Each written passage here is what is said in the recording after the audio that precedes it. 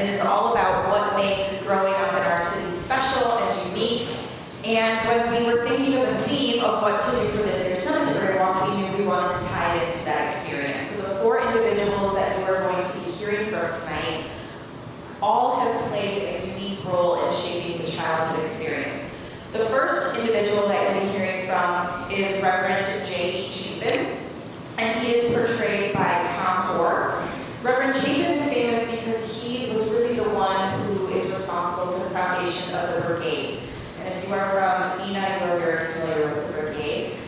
Reverend Chapin is the only one tonight who hasn't or wasn't born in the city of Neenah, but he left a very long legacy. And it's even more special because Tom was director of the brigade for at least 20 years. So he is the perfect person to tell Reverend Chapin's story. And with that, I'll welcome Reverend Chapin.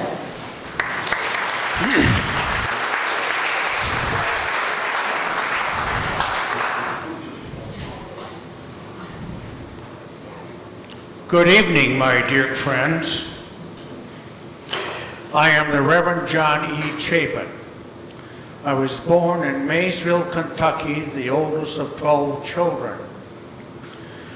We grew up in Putnamville, Indiana, and I credit my mother for the Christian conviction that led me into the ministry. She was so committed to the idea that the soul of all human beings was the most precious thing of all. She often said to me that soul searching is more exciting than hunting or fishing. Of course, I was a bookish young man and spent much of my time buried in my studies. I suppose I might have been a good athlete. I was 6 feet 4 inches tall, broad-shouldered, quite agile, but those things didn't interest me. I graduated from Wabash College in Crawfordsville, Indiana in 1856. I attended Lane Theological Seminary in Cincinnati. I graduated from the esteemed Presbyterian College in 1861. During the Civil War, I was a member of the United States Christian Commission, an organization that furnished supplies, medical services, and religious literature to the Union soldiers. I was with the Indiana troops through the Atlanta Campaign, a series of battles fought throughout northwest Georgia during the summer of 1864. Troops under William T. Sherman eventually cut off the main Confederate supply center in Atlanta, leading to the city's evacuation and subsequent burning. I was blessed to marry Harriet Ely and could not ask for a finer companion. Harriet, who is buried with me here at Oak Hill, was in many ways my opposite. She was a ready smile, quick wit with gracious, good-natured, friendly, and outgoing. I, on the other hand, was the serious one, more reserved and sworn to dignity.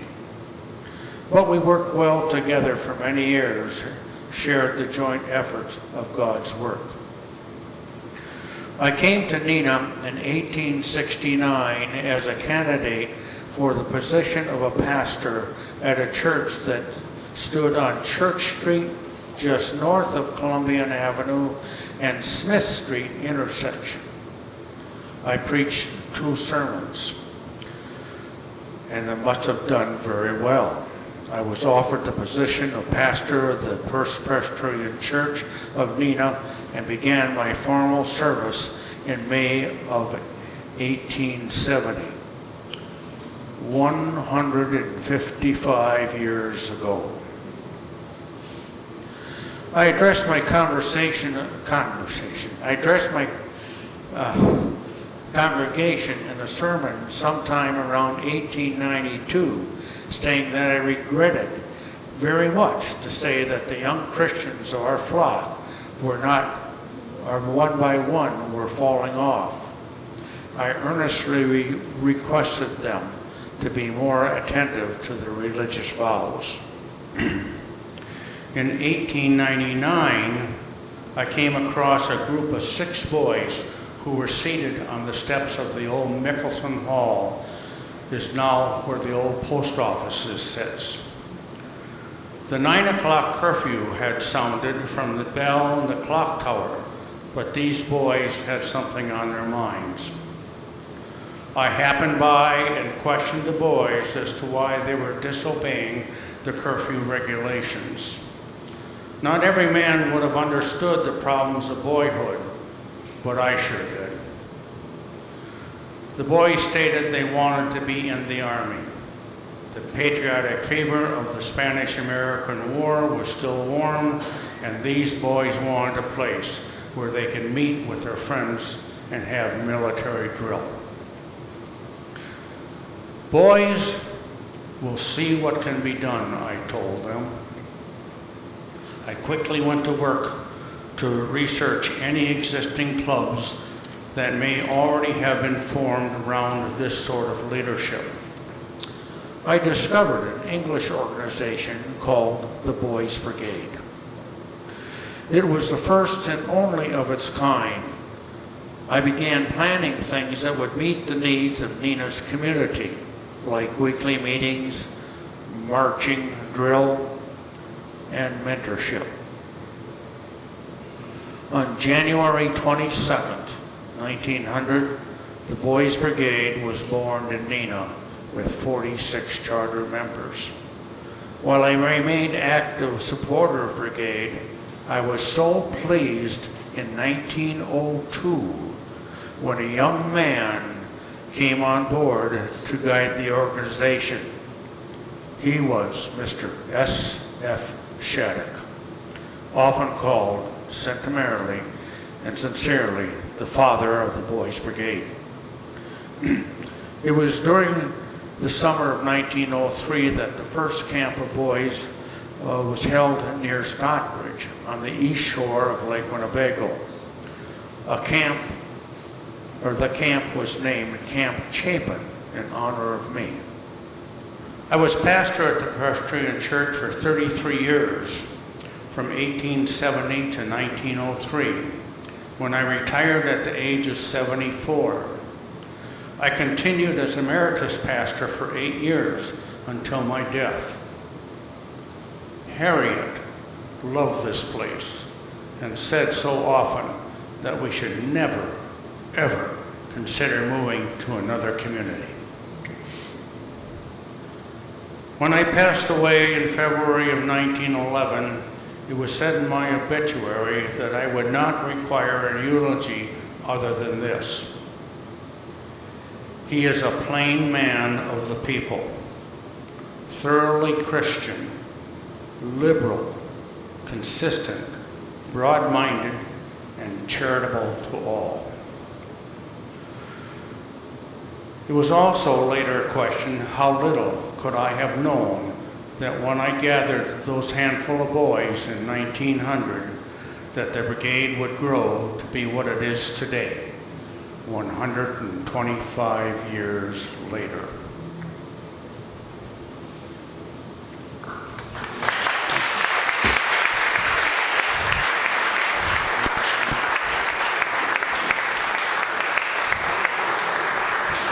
Thank you, Reverend J.E. So our next monologue will be from Jennie Jamison, portrayed by Christa Vogt. Christa is a member of our board of directors, and she is very excited to portray Jennie. Jennie has never been done in our 40 years of cemetery walks. She is a brand new script, and we actually learned about her because someone had purchased a cookbook with her name in it and reached out to us and said, "Who is this lady? Oh my gosh, is it you? Stand up." Okay, so you are the whole reason that we're here tonight. And where are you? Remind me where you're from. Seattle, Washington. Okay, Seattle, Washington. That's wild. So this is Jennie's cookbook, and she wrote many, and no spoilers for Christa here, but she was this fascinating woman who had been sort of lost to time. And it turns out she was really the impetus for the domestic science program in Neenah, or what we now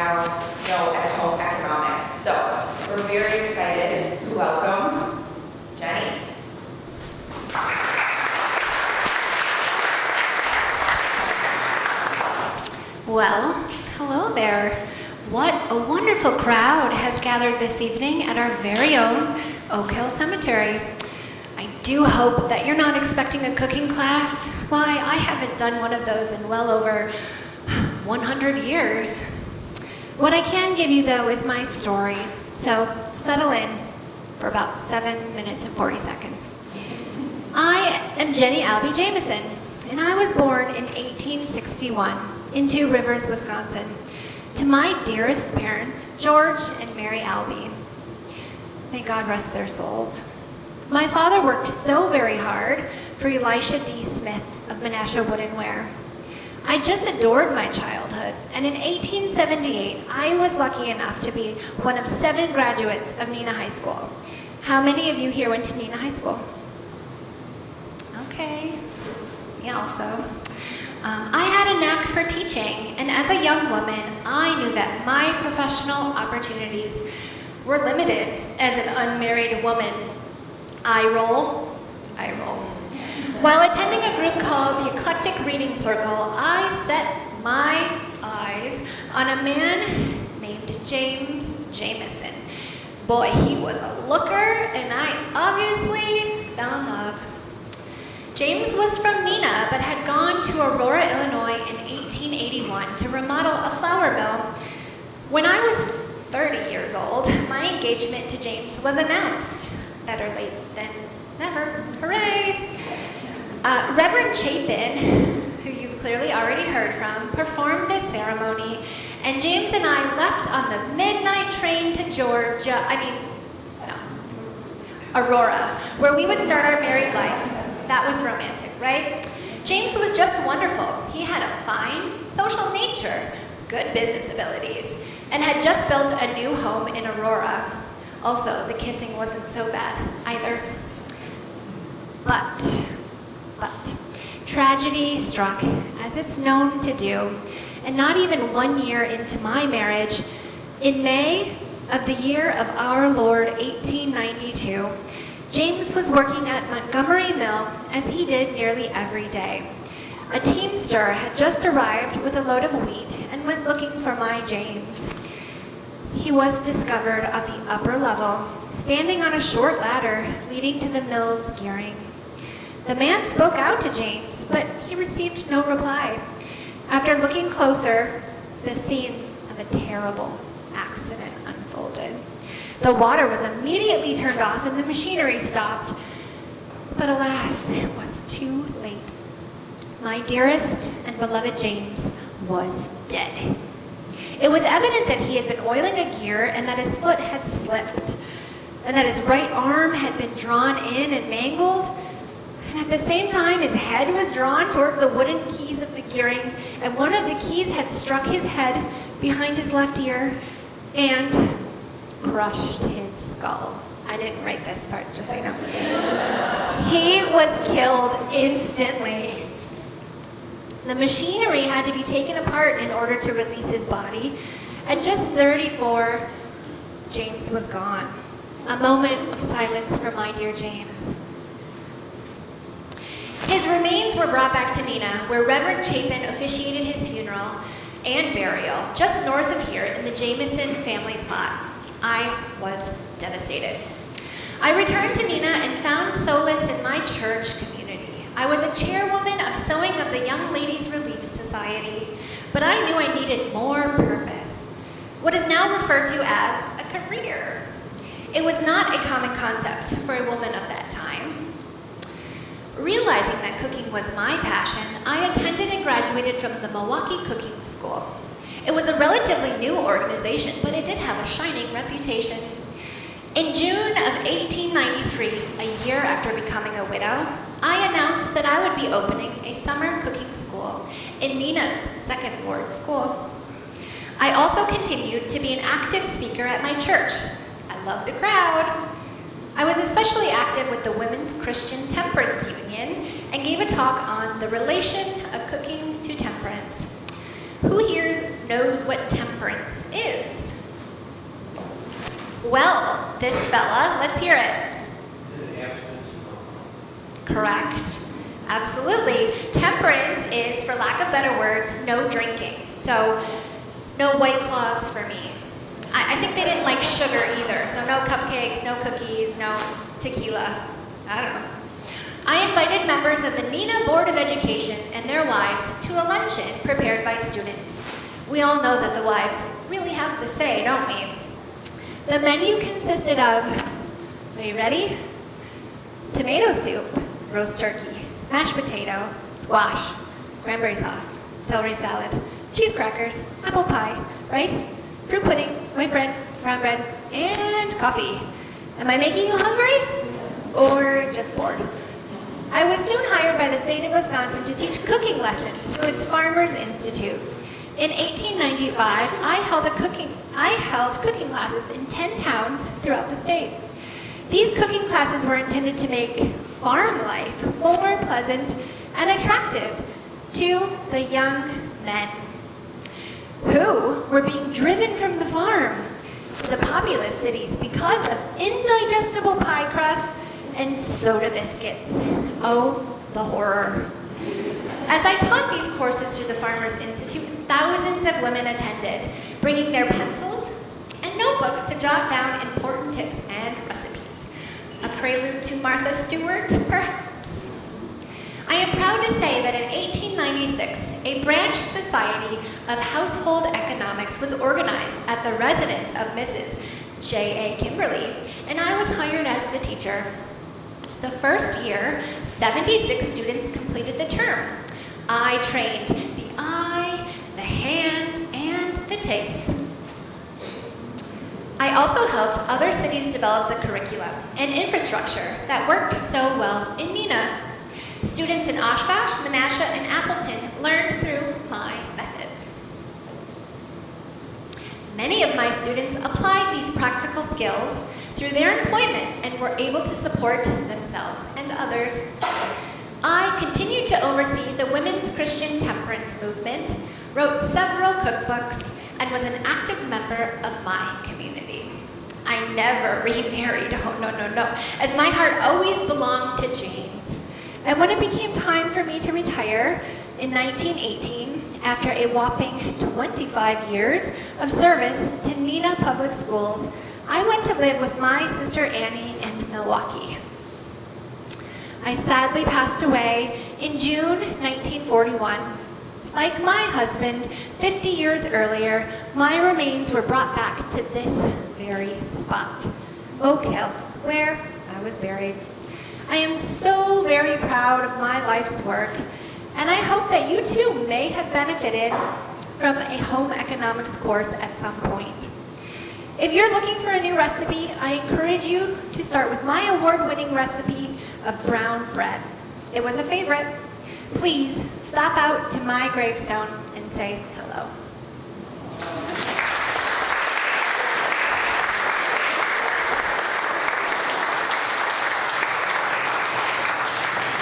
It was me. I wrote the script. I'm sorry for the gory details. However, they published everything in the newspaper. So none of this was made up, none of this was fabricated. It was all as it was in the newspaper. So these very grisly but common deaths happen very often. And if you take a walk out to Jennie's headstone, which is right kind of this way, James is in the Jamison plot, and you can see them from each other. They're very close by, so it's very sweet. Okay, so our next individual is S.F. Shattuck, and it blew me away a little that in 40 years of doing cemetery walks, we had never featured S.F. Shattuck. After researching the man, I understand why. Editing his very long life down to 7 to 8 minutes is nearly impossible, but we are going to try. The individual that is portraying SF is Vance Pues. Vance is a member of our board of directors, and he is also the individual who owns and operates Monumental Restoration. So Vance has individually cleaned all of the headstones that are featured here tonight along with their family members. So when you take a walk through the cemetery, if you haven't already, please notice his handiwork. It's very beautiful, and he does it out of the goodness of his heart. So with that, oh, you want this mic? Oh, SF wants my mic. All right, here we go.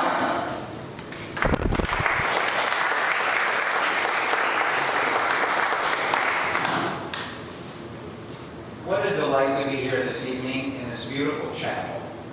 I'm Sidney Frank Shattuck, SF for short. It is rather uncomfortable for someone as unassuming as me to speak about my life. I was born in Neenah in 1878. My mother, Clara Merriman Shattuck, was born and raised on the property which this chapel sits.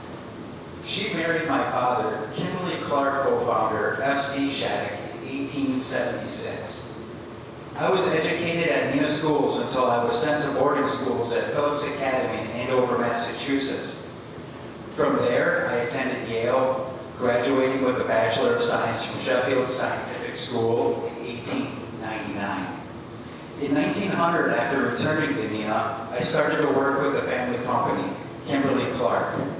I was looking forward to working alongside my father and learning more from him. Unfortunately, he passed away right before Christmas in 1901. He died in Chicago after undergoing surgery for appendicitis. Father's death caused me much distress. I was a young man, attempting to find my footing in life. In 1903, I did something shockingly uncharacteristic. At an informal New Year's Day dinner hosted by my mother at her home, I announced my abrupt engagement to a young woman named Elizabeth Ladwig.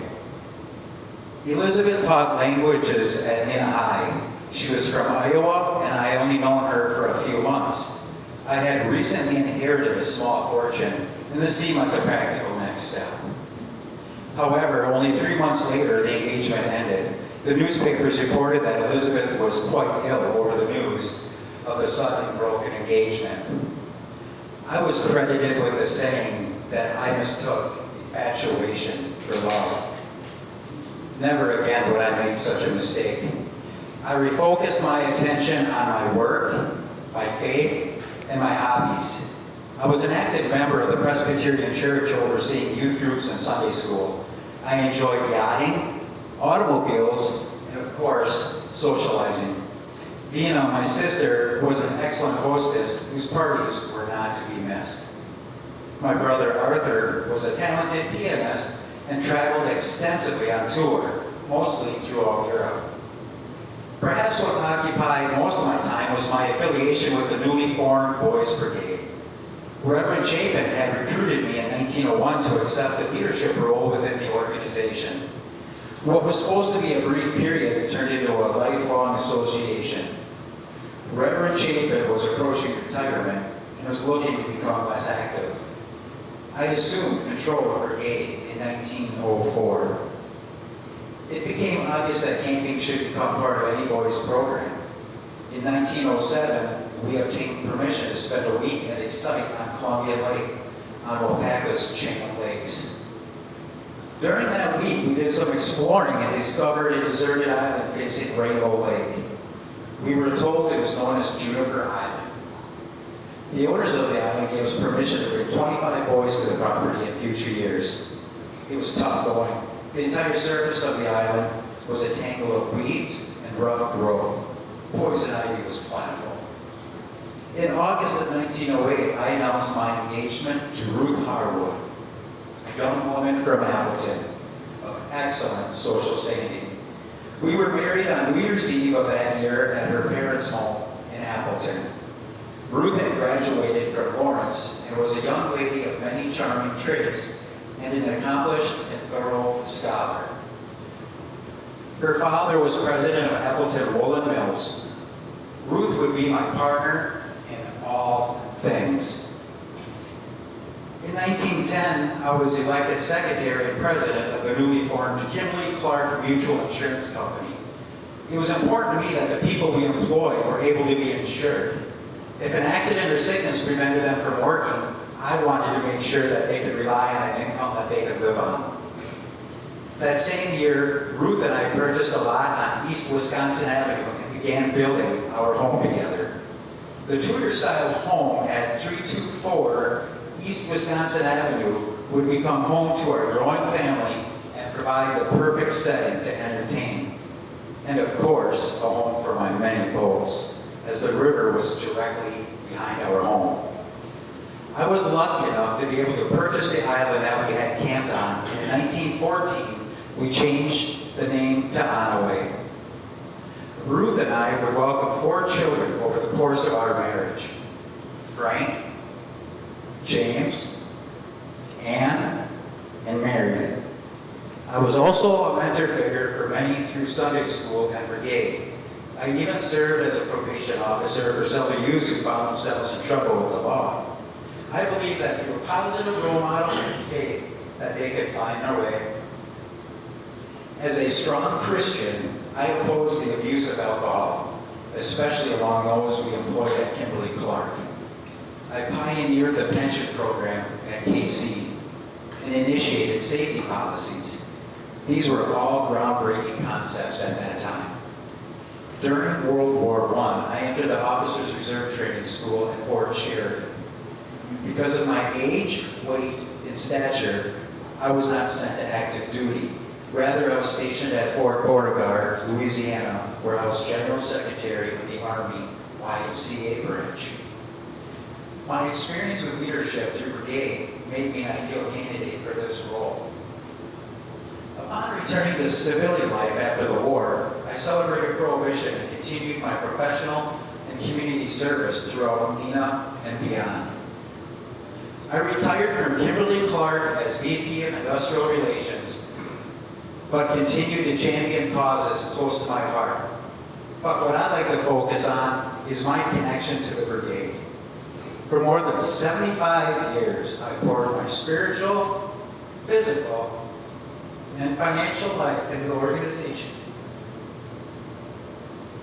I emphasized the simplicity of the organization and promoted character building.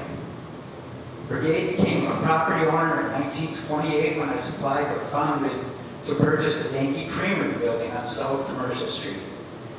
Ruth and I deeded Onaway Island to the Onaway Camping Association. We financially supported the organization through many expansion projects. The brigade was thought to be my first love. Ruth said that the brigade had me first. But being connected to the organization through our marriage was something for which she was deeply grateful. In April of 1964, the SF Shattuck Award was created in my honor. I left this earth as a man of deep faith in 1976 at the age of 97. Life in Neenah has continued without me, but my legacy lives on. Brigade is celebrating their 125th anniversary this year. I am grateful that this tremendous organization continues to support the youth in our community, and I am thankful to have been a part of it. Thank you.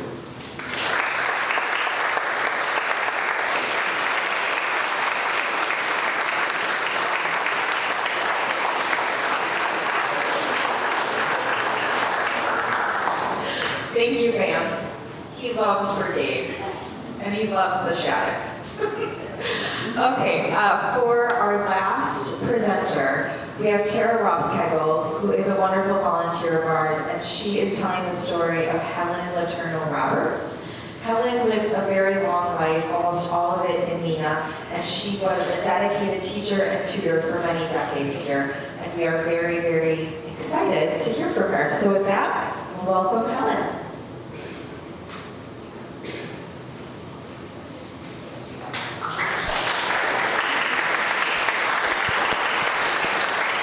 Okay. Hello, good evening. Thank you for visiting. My name is Helen Roberts. I lived for over 100 years, most of them in the home my grandfather built on Winneconne Avenue. I have quite a bit to share with you, so let's get started. I was born in 1883 to my mother Isabel and father George. Mother came from a large Scottish family, and my father was of French descent. I was named after my maternal grandmother, Helen, so I went by my middle name, Adele, or Del for short. Mother was a teacher, something uncommon for a married woman at that time, but she was very good at her job. In 1885, when I was just 2 years old, she ran for school superintendent on the Democratic ticket. When I was 4, I cried when my older brother went to school. Mother made special arrangements so that I could attend the 4th Ward school where she taught and she could keep her eyes on me. My childhood in Neenah was a happy one. I can recall when Winneconne Avenue was a corduroy road made of nothing more than timber. We had wooden sidewalks, and I remember visits by Barnum and Bailey Circus and the Buffalo Bill Wild West Show. Education was important to my parents. I attended Neenah High School and especially enjoyed classes in the new domestic science department. I was lucky enough to be taught courses by Jennie Jamison. My high school graduation included an invocation by none other than Reverend Chapin. After high school, I had plans to attend college in Madison, but I fell ill and the doctor said it would be better to stay closer to home. I begrudgingly enrolled at Lawrence University and ended up loving it. I graduated after 4 years, 3rd in my class, with a degree in Latin, French, and German. Upon my graduation from college, I took a series of teaching positions. I first taught for 3 years in West Salem, a small town outside of La Crosse. It was there that I met a man named Hugh Roberts at a dance. I taught in Poynette, outside of Madison, Shawano, and Nakano, before announcing my engagement to Hugh at Christmas time in 1914. We married at my parents' home in June of 1915. Hugh and I returned to West Salem after our honeymoon to begin our married life. Just 1 year later, my father, George Le Tourneaux, died after a long battle against a complication of diseases. My brothers, Harry, John, and I rushed to be with Mother. Father had an impressive resume. He was Register of Deeds, Deputy Clerk of Court, County Abstractor, Assistant Postmaster, and City Clerk. He was a leading vocalist in the church choir and other singing groups in Neenah. Hugh and I returned to Neenah to watch over Mother. Once I was back, it didn't take long to get a call to substitute teach. While I would have preferred to teach at the high school level, there was a need to teach 3rd and 4th grades at the 4th Ward School. In 1921, I accepted a formal contract. I never enjoyed anything more than teaching. I was following in my mother's footsteps. Isa served as a school teacher for over 40 years and was principal of Lincoln School for over 20 of those. She retired in 1909 and watched my boys when I went back to teaching. Any of my success is due to my mother, who always said, "When you shut the schoolroom door, shut all the schoolroom troubles inside." My mother fell ill and passed away in 1927. It was a devastating loss to our family. However, at the same time, McKinley, Neenah's newest elementary school, was opening. It had 4 classrooms, complete with a state-of-the-art fire alarm system. After all, the kindergarten room featured a large fireplace. I was principal and taught 4th and 5th grades. It was in 1943 that I started what became a bit of a tradition at McKinley, the annual Parade on Wheels. Each spring, students decorated anything with wheels, old buggies, wagons, bicycles, and paraded around the neighborhood. Students were awarded prizes in several categories. It was a special way to celebrate the end of the school year. Outside of teaching, my true pride and joy were my 3 sons. The outbreak of World War II was especially difficult, as they were all members of the United States military. Hugh Jr. saw action in the South Pacific, while George and Robert were engaged in battles throughout Europe. George was minorly injured in Germany, and we didn't hear from Hugh Jr. for months. Thank heavens that by June of 1945, all 3 of our boys returned home alive. My wonderful husband, Hugh, passed away in August 1949. We were married for 34 years. He's buried here with me. Won't you visit our headstones when we're finished? When I finally decided to retire in 1957, I had been teaching for over 43 years. The PTA at McKinley hosted a retirement program for me where my dear friend, SF Shattuck, spoke very kind words. I found it impossible to escape teaching and enjoyed tutoring students out of my home during retirement. I used Reader's Digest materials with much success. As a member of the Neenah Historical Society, I worked on researching and compiling the history of Neenah schools for SF Shattuck's History of Neenah in 1958. Yes, it's true. I enjoyed being busy. I lived to reach my 100th birthday and passed away in 1983. I taught generations of students, saw my hometown evolve, and dedicated myself to causes I was passionate about. So much of my life was spent at my family home on Winneconne Avenue, but Oak Hill is my home now, and I thank you for visiting.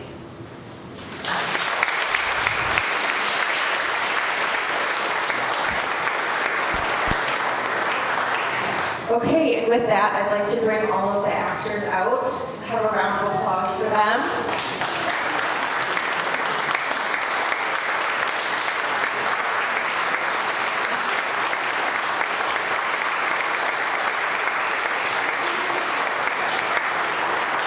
And I'd also like to give a shout out to Miranda in the closet, who's making sure all of the audio works. And with that concludes this session here, and we hope that you'll take some time to walk around outside and see all the headstones. Thank you very much.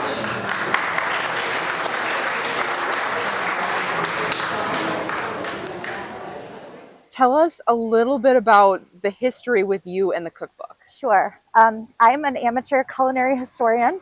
I collect vintage cookbooks.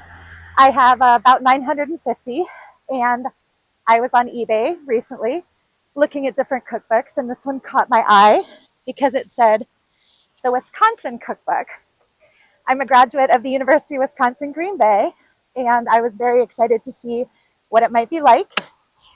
The way the seller advertised it, I thought it was a very large book. When it came in the mail, I was surprised to see a very small cookbook.